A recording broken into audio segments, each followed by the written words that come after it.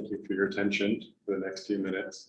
I'm going to share some of my understanding of the Dharma. Hopefully it'll be helpful to you.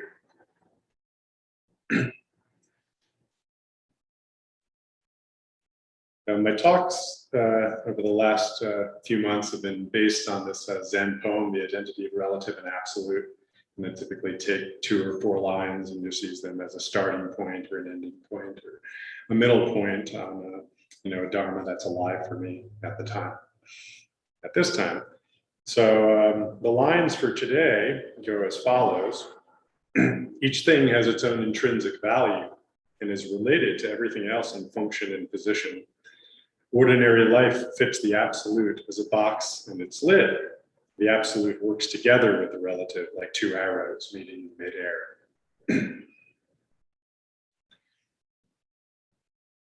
These are really nice images that are expressing the way these multiple dimensions of our lives kind of interact and intersect in our experience. So it'll be nice to appreciate some of this. I like this emphasis on ordinary life. This is the thing I want to emphasize in today's talk. Zen is very much a practice of ordinary life. It's the practice of ordinary life. What's ordinary life?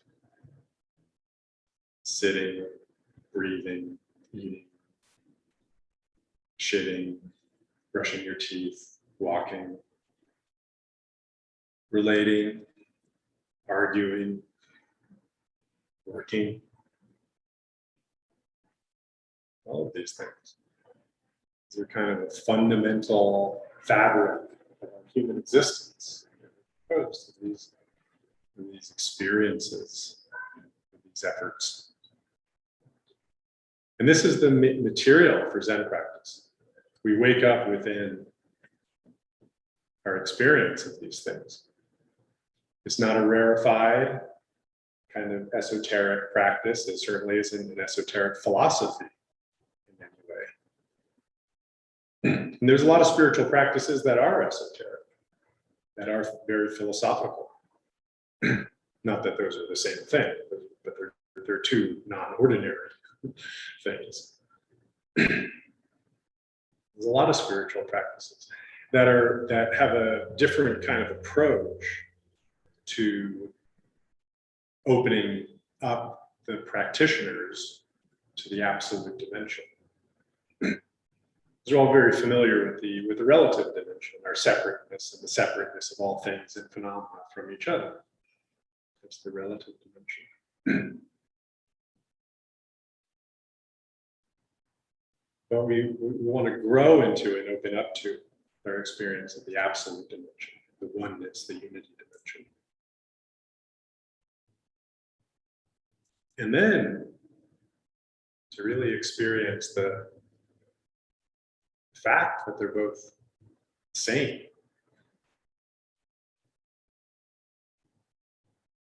Zen Master Hakuin said, this very land is the pure lotus land. This very body is the body of Buddha. So we say in Zen, your life is the life of the Buddha.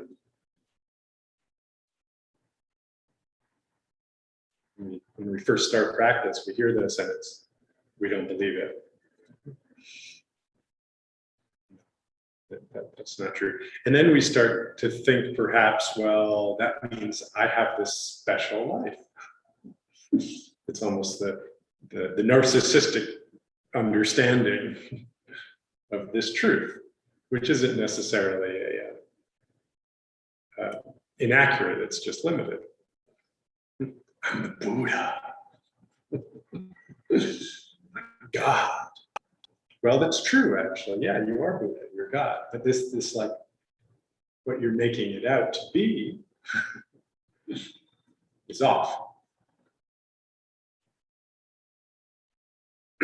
So you have to go further. You keep going in that understanding. And you realize that it's your ordinariness, which is your Buddha nature, not your specialness.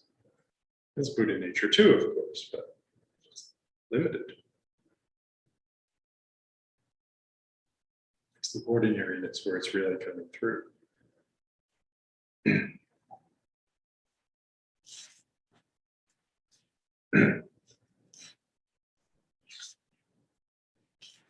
These lines sound a little bit heady, perhaps. Suzuki Roshi's chapter on these 4 lines are: suffering is a valuable thing.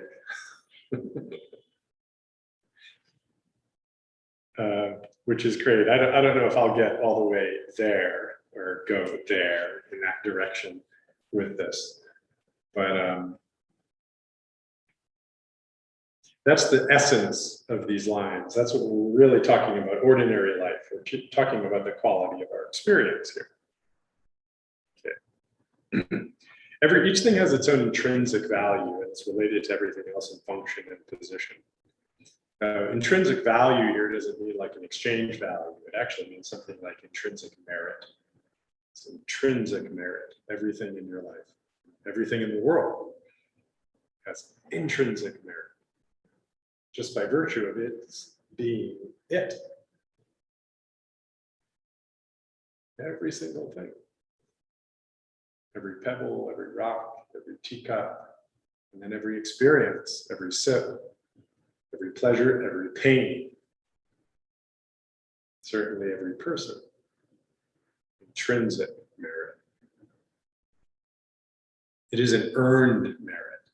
It's intrinsic. You have intrinsic merit. Every bit of you is included in this merit. Your flaws, your selfishness, our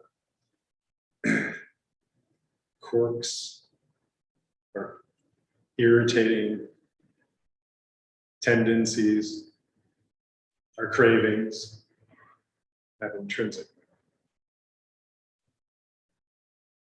You don't have to earn it. You don't have to do anything. And everything is related to everything else in function and position.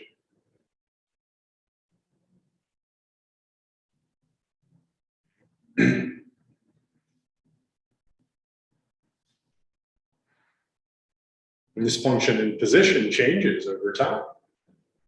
Could even change moment by moment.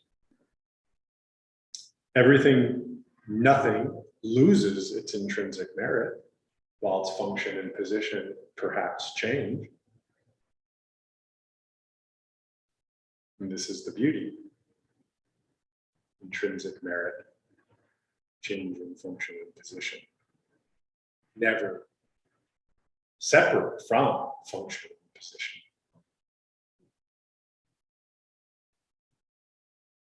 It's quite rich.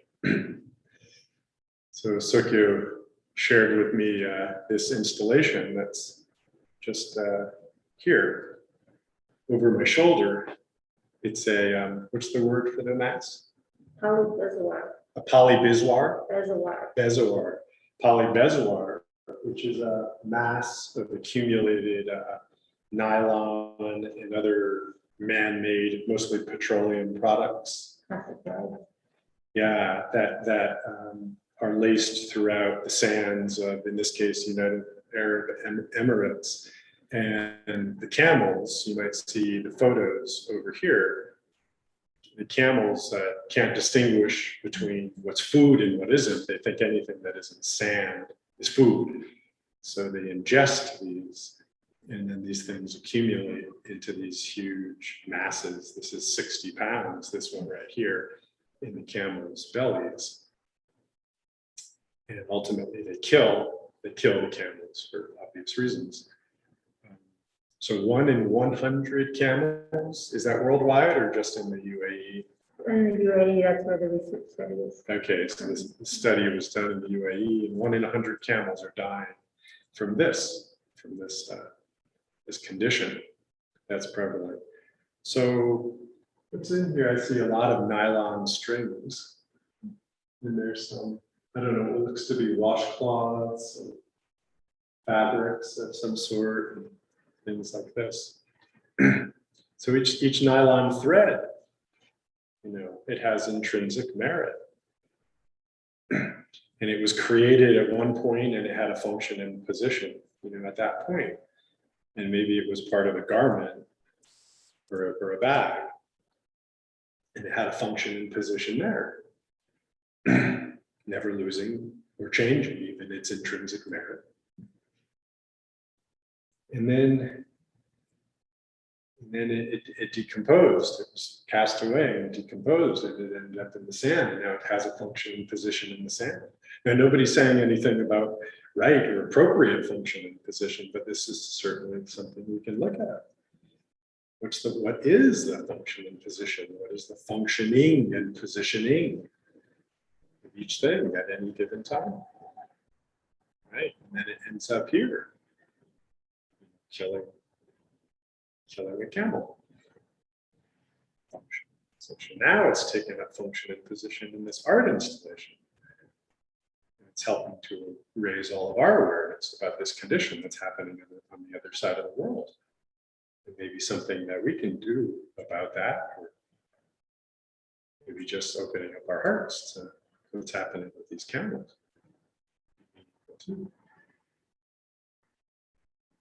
Well, quite a rich life that this nylon thread, this single nylon thread has. Now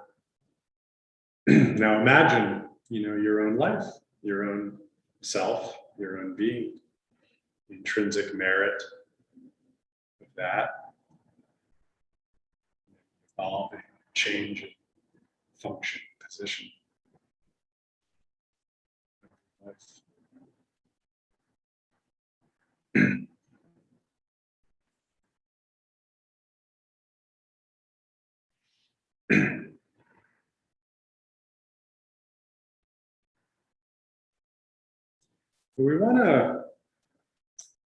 We want to see things whole. We have to see things whole.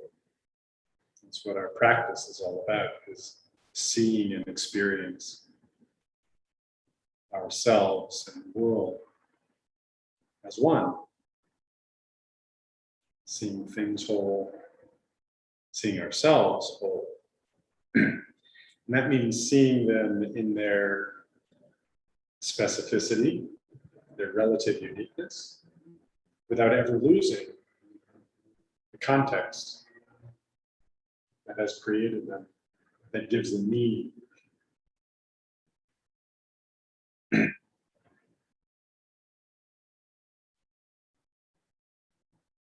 So things are always emerging from foreground, from background into foreground.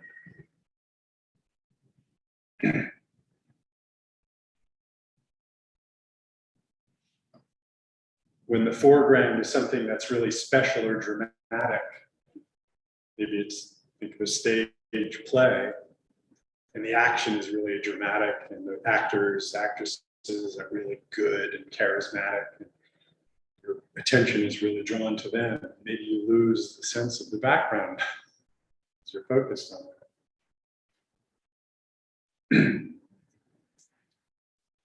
We usually are just focused on the foreground. We lose the sense of the background. We maybe just take it in subconsciously or semi-consciously just to give us a sense of what's going on here. But the focus goes on to the foreground, if there is focus at all. But when we give the attention and we give the focus, it tends to be on that foreground, right? And then perhaps our critical minds kick in and our something, really overdoes it with respect to how much we give to the foreground and how little we give to the background. And this is especially true when that foreground, whatever it is, experience or circumstance, is dramatic or special. Then we lose the background. So an experience, and then we focus so much on that experience. Where that's going, where it came from. And overload that with specialness. And maybe it's an especially spiritual experience, we think. So we really give that all of our attention. Or it's an especially pleasurable experience, and we give that all of our attention. Or it's an especially painful experience, give that. But in all cases, if we lose the background, what brought it to us, what gives it meaning, the reality, the whole reality, unified reality within which this is embedded. And we're only seeing with one eye. We're not seeing the whole, it's distorted. This is why Zen is the practice of ordinary life. If we're only focused on special experiences or rarefied experiences, as some practices do, then the focus goes there, and it loses the sense of groundedness within our own humanity. And that's partial. It's not whole.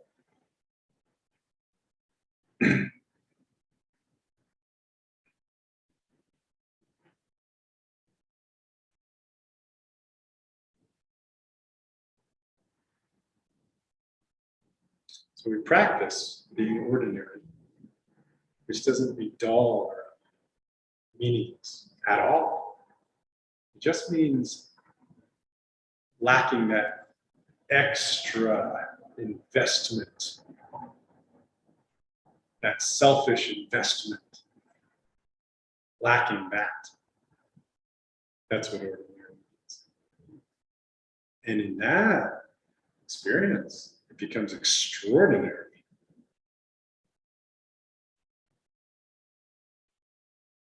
All of that. Everything becomes extraordinary, even the special mind-blowing stuff. When you're really grounded in the absolute beauty and mystery of brushing your teeth. And wild experiences, actually, they're not that interesting anymore. The more extreme ones, but they can be interesting. So I shared with the teens in recovery that I teach every week. I've been really, and one of them was, said he was bored or something. He wasn't that interested. And of course, teenage boys, I remember when I was their age, 16, was bored a lot. Bored a lot. And I shared with him, and this just popped out of my mouth, but it was the truth. I said, I haven't been bored in years. I can't remember the last time I was bored. And it's true. And he just looked at me and he laughed. He said, oh my God. He could tell how beautiful it would be.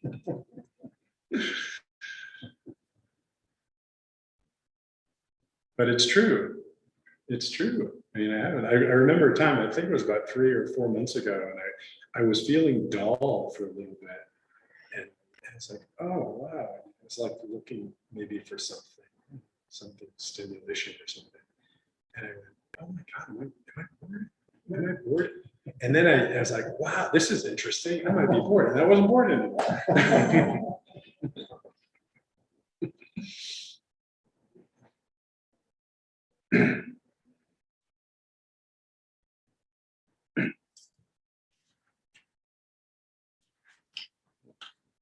I haven't gotten very far in my talk.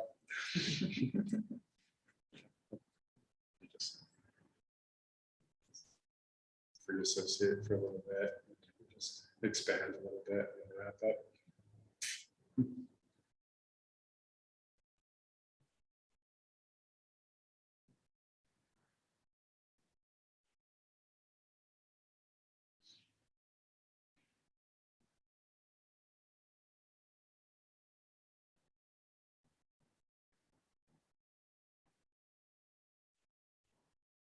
We have to include the background. We have to include the background. Experientially, what's the background? It's the sound of the traffic outside. It's the sound of the breeze. It's the feel. Sensory field. Sensory field. And pay close attention to whatever the object of your meditation is in your practice, but keep the awareness fully open to the sensory field. And then we extend it to our life, and it's the same thing. You know, every aspect, every part that we're looking at, you know, giving attention to. You know, maybe it's your work, or maybe it's your relationship, your creativity, you know, whatever it might be. Maybe your parenting. Right? That might be in the foreground, right? But what's the background? What's the background? It's your whole life. It's the life of your family. It's society. It's the global condition. That's the background. Those are all part of the background. And we don't lose that. In fact, we have to include that in our awareness. It doesn't have to be in the foreground, but it does have to be in the background. Whole, held, all together.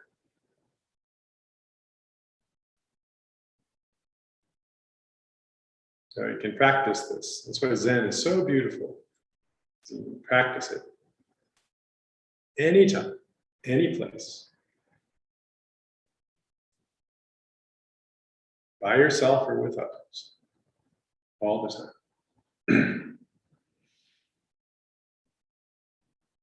What's going on for me right now? What am I paying full attention to? Maintain continuity of attention around that thing, together with what is the overall context of this experience right now, this moment. This is an intellectual process. It's an awareness process.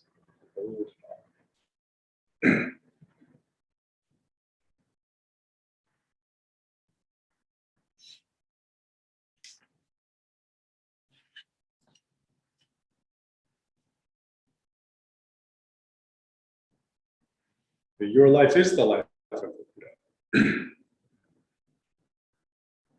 Your ordinary life is the life of the Buddha. The basis, you getting up, everything you do, the fundamental human things that you do every day, the Buddha did. The historical Buddha did those things. Everybody in the world does those things with this human body.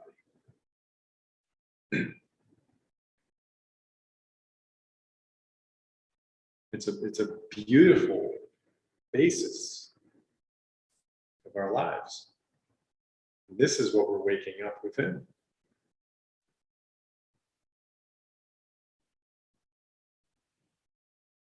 But only you can live your life. Beautiful life.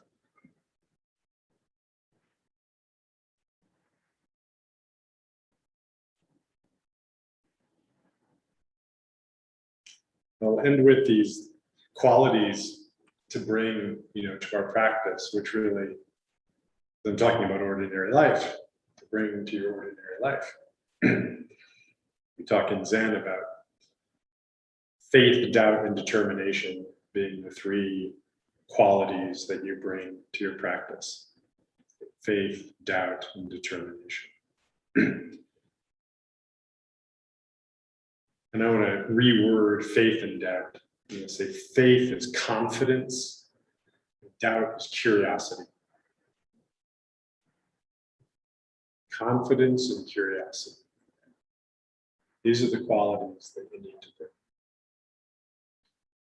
And I say need to bring because it's actually, you need them in order to hold it all in a unified perspective, in a unified holding, right? To contain everything in the way that I've been talking about. It's not easy. Our minds tend to go to just one thing at a time without thinking about feeling into the background or the context, and then we get distracted and we get very shallow. So supporting us in our practice of deepening with it into our own lives. So these confidence and curiosity pointers for you to bring these. Suzuki Roshi, in his commentary on these lines, in this chapter on suffering is valuable, your suffering is valuable. Is that what he called it? What did he say? Suffering is a valuable thing. Yeah. Right? Because ordinary life is the extraordinary life of the Buddha. Suffering is something we all do, inescapably. It's very ordinary. Suffering is very ordinary in that way. So Suzuki Roshi said in his commentary on these lines, when you look for the truth from the outside, it means the background isn't big enough. And that's what I've been talking about. Really make that background as big as you can. You need to find some confidence within yourself. I was planning to talk about confidence. And then I perused Suzuki's chapter on this and was like, oh, he saw it in these lines too. You need to find some confidence within yourself. So you need to find that confidence to find that background within. Because you're looking at your experience of the ordinary life, your ordinary life. Bigger background is within. So that's the faith. And then the doubt is the curiosity, which is the questioning. Okay, you're always exploring. Suzuki says you should be grateful for your selfish understanding, which creates many questions. You can enjoy your questions and answers, play games with them.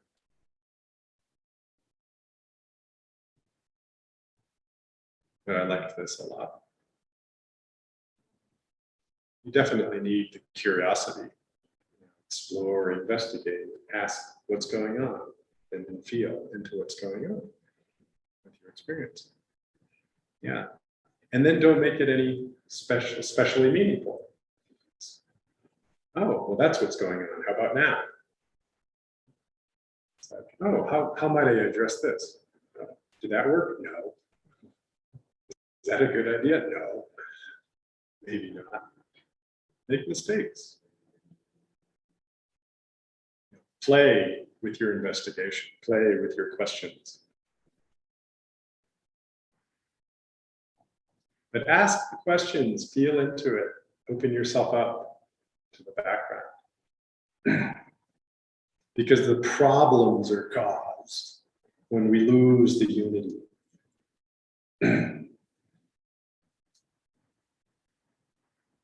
In the biggest perspective, you could say, something like life and death.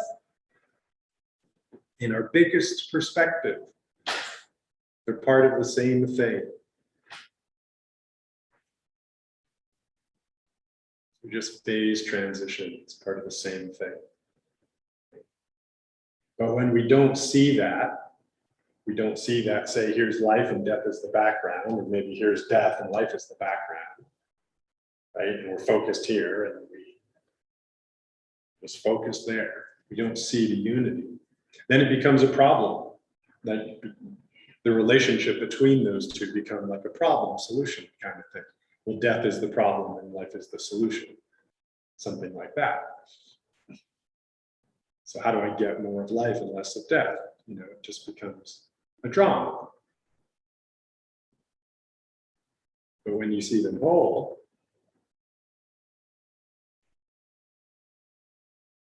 it's a play, which is like a drama, except you're not invested in it. It's more fun.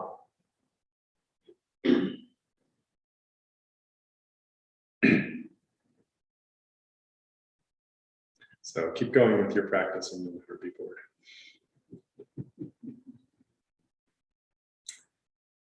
Okay, let's practice together.